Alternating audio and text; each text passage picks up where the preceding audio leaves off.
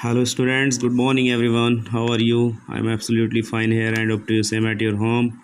Students, it's chemistry for 11th class and today we will talking about the unique topic that is law of mass action. Okay students, law of mass action के बारे में आज हम बात करेंगे। उम्मीद करता हूँ आप सभी के बहुत अच्छे समझ में आएगा। इक्विलिब्रियम का one of the best topic that is law of mass action. Law of mass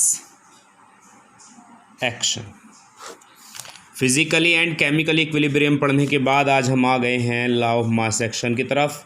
this law was given in 1864 by C.M. Guldberg and P. Waage. दोनों ही नॉर्वे से बिलोंग करते थे। C.M. Guldberg and P. Waage, both the scientist. In 1864 they put forward the law of mass action.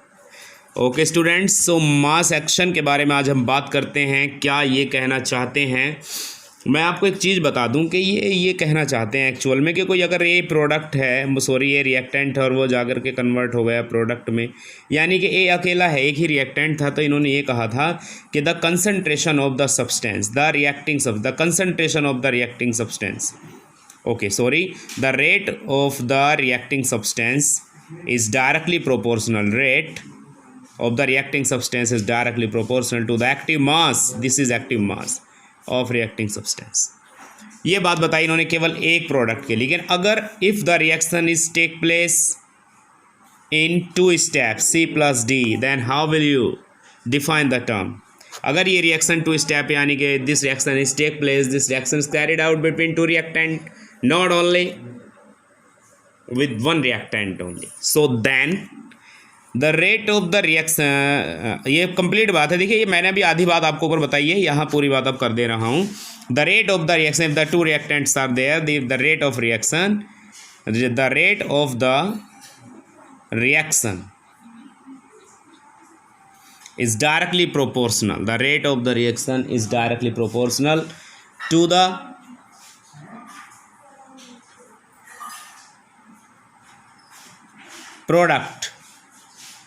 product of powers of the reacting substance। फिर ये वाली बात आ जाती है, ठीक है। तो अब इसको बता रहा हूँ मैं आपको। Law of mass action was given in 1864 by C.M. Guldberg and P. Waage. According to this law, at constant temperature, the rate of a reactant is directly proportional to the active mass of reacting substance, and when two or more reactants are there, then the rate of the reaction is directly proportional to the product of the powers of active masses of reacting substance। ये आपका law था, law of mass action. दोनों ही बातें इसमें आ गई हैं। दोबारा मैं आपको बता रहा हूँ, अगर समझ में नहीं आया एक बार फिर से मैं रिपीट कर रहा हूँ। At constant temperature the rate of a reacting substance is directly proportional to the active masses of reacting substance, and if the both two or more than two reactants are present, then the rate of the reaction is directly proportional to the product of the power of active masses of reacting substance. Power आपको दिख रही होंगी, A B, ये power है। अब students, जब reaction ए plus B जब हुई रिएक्शन तो बन गया C plus D। अब इसको हम प्रूफ करने के लिए चल रहे हैं कि जो लॉ ऑफ मास एक्शन है किस तरह से ये बनेगा। तो A और B के बीच में जब रिएक्शन हुई तो C और D बन गए। तो आप इसको किस तरह से लिख सकते हैं, देखिए यहाँ पर अगर आप लिखना चाहते हैं रेट ऑफ फॉरवर्ड रिएक्शन, ध्यान से समझिएगा, rate of forward reaction, rate of forward reaction is directly proportional to the active mass of A into active mass of B। Rate of forward reaction आपने लिख लिया, या इसे आप RF भी कह सकते हो। जब प्रोपोर्शनल हटेगा तो कोई ना कोई कांस्टेंट आएगा, that is KF, equilibrium constant है student, this is equilibrium constant for forward reaction KF। तो ये आप इसको इसी तरह लिख लीजिए। जबकि अगर आप लिखोगे दूसरा number, rate of backward reaction, rate of backward reaction, जब रेट ऑफ बैकवर्ड रिएक्शन के बारे में आप बात करोगे, then you will got RB is equal to, direct लिख रहा हूँ, KB into active mass of A into active mass of C into active mass of D. ये बात चलिए बैकवर्ड रिएक्शन के बारे में। Rate of forward reaction equal to rate of backward reaction. जब आप इसको आर एफ बराबर, क्योंकि ये इक्विलिब्रियम के आइडेंटिटी होती है केमिकल इक्विलिब्रियम की, कि rate of forward reaction is always equal to the rate of backward reaction. ये इसकी पहचान है कि रेट ऑफ फॉरवर्ड रिएक्शन हमेशा बराबर होता है रेट ऑफ बैकवर्ड रिएक्शन के। तो आर एफ की वैल्यू आपके पास अभी अभी निकल करके आई है, K F into active mass of A into active mass of B, and that is equal to K B active mass of C into active mass of D. जब आप इसको लिखोगे then you will got K F upon K B. अगर आप इसको लिखना चाहते हैं K F upon K B, then you will got active mass of C into active mass of D upon active mass of A into active mass of, फिर ये ऐसे हो जाएगा। तो के एफ अपॉन के बी किसके बराबर है? के एफ क्या है? Rate equilibrium constant for forward reaction, equilibrium constant for backward reaction. तो आप इसको टोटल मिला करके के सी कह सकते हो, active mass of C into active mass of D upon active mass of A into active mass of B. ये इक्वेशन आपकी बन गई। This is the law, this is known as the law of mass action. और यहाँ आप ये के सी को मैं कह रहा हूँ this is equilibrium constant. And how will you define the term equilibrium constant? So equilibrium constant may be defined as when the molar concentration of the product, ये product ही तो थे, C plus D, C plus D, C plus D दोनों product थे।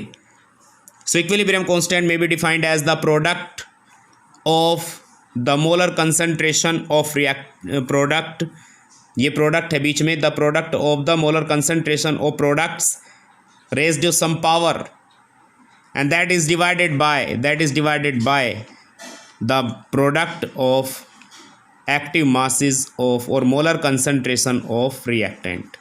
ये molar concentration of product है, ये molar concentration of reactant है। जब molar concentration of product is divided by molar concentration of reactant, then the obtaining constant is known as equilibrium constant। ठीक है, ये इक्विलिब्रियम कांस्टेंट है माय डियर स्टूडेंट्स।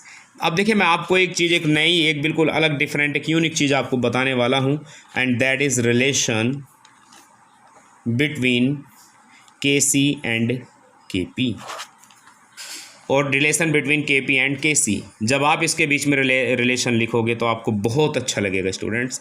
आइए चलते हैं इस रिलेशन को पूरा करने के लिए। देखिए कोई रिएक्शन है ए क्या है? Number of reactant. ये कितने हो सकते हैं? Plus B reversible, C plus D. ये लीजिए, ये कोई रिएक्शन है। आप इसको किस तरह लिख सकते हो? जब बहुत सारा आप लॉ ऑफ मास एक्शन के अकॉर्डिंग जाओ, बहुत सारा काम करोगे, सारा करके आओगे, लेकिन डायरेक्टली मैं अगर लिख के दिखाऊँ आपको तो देन यू विल गॉट, आप क्या पाओगे?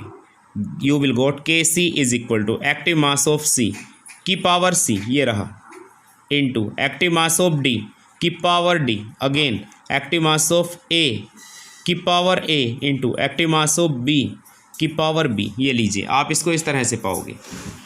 ठीक है, आपने ये लिख लिया, बहुत अच्छे से लिख लिया। आप इसको इस तरह से लिख सकते हो माय डियर स्टूडेंट्स। मैं आपको सिर्फ ये बताने की कोशिश कर रहा हूँ, सी की power active mass of C की पावर सी। अच्छा, इसी तरह से अगर आप इसको इन टर्म्स ऑफ कंसंट्रेशन लिखना चाहो, इन टर्म्स ऑफ कंसंट्रेशन, अगर आप इनको कंसंट्रेशन के टर्म्स में लिखोगे then you will got K C is equal to C की power C into active mass of D C D की पावर डी। ये this is capital C, concentration है ना, डी की कंसंट्रेशन, ये सी की कंसंट्रेशन।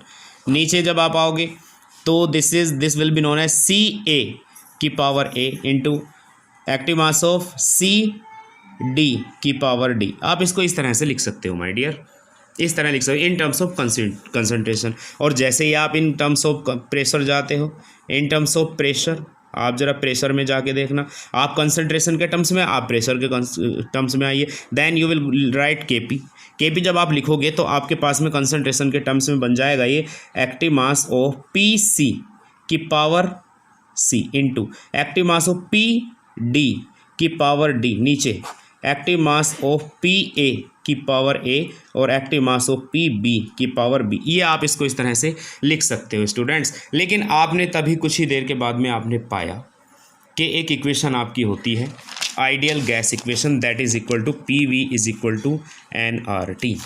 आपने ये देखा होगा। आप इसको लिख सकते हो P is equal to N upon V R T. N upon V बराबर होता है C के, then you will got CRT।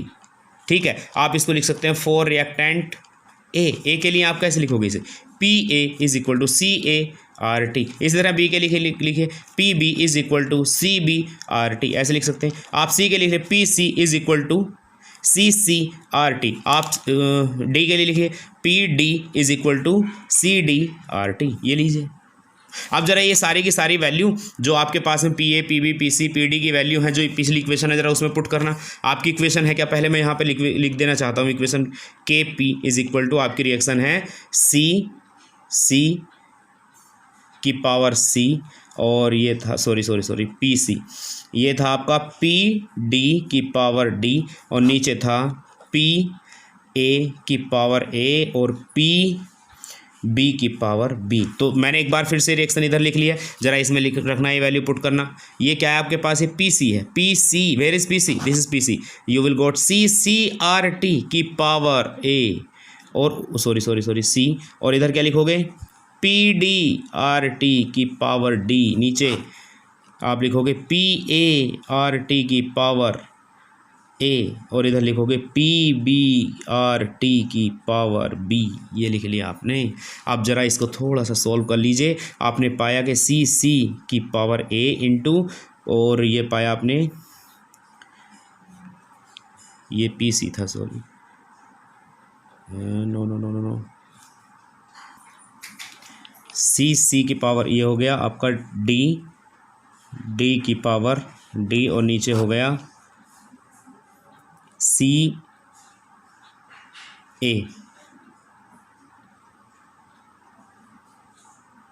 की पावर A, ये C है, C D है, और ये हो गया आपका CD की पावर D। आप इन सारी वैल्यू को इस तरह से लिख सकते हो। सॉरी PC ही कर लें आप इसको, PC की CC नहीं, नो सही है, बिल्कुल ठीक है, नो प्रॉब्लम। क्या ये वैल्यू सही लिखी है मैंने, CCRT, ये CDRT, ये CART, ये CBRT, कोई नहीं, थोड़ी मिस्टेक हो गई थी, थोड़ा ध्यान दीजिएगा, क्योंकि ये सब value CART CBRT CCRT CDRT हैं, ये सब वैल्यू आपने पुट कर दी।